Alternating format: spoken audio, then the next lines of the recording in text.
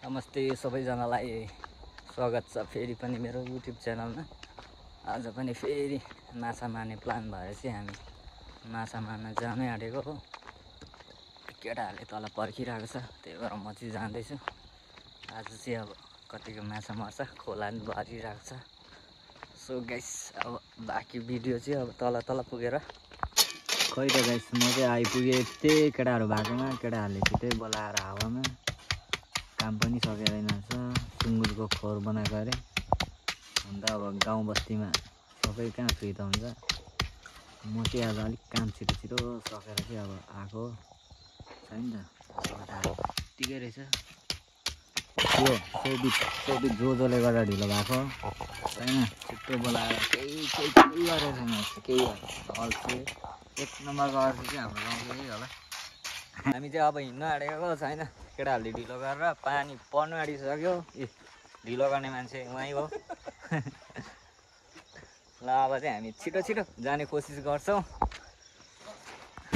So finally हामी चाहिँ खोलामा आइपुगिसकेको छु। आम्मा खोला सानो भएन रहेछ हो। सो गाइस,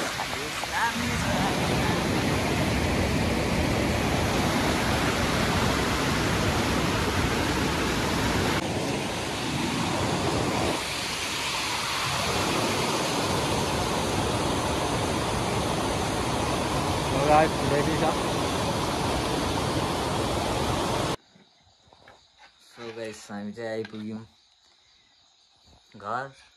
यति चाहिँ ल्याइ आज माछा। खोलामा पानी आएर भिडियो पनि गर्नु पाइएन। सानो पानी आएको होइन, खोला भरेर कत्रो माछा परेको थियो, सबै उम्केर गयो नि।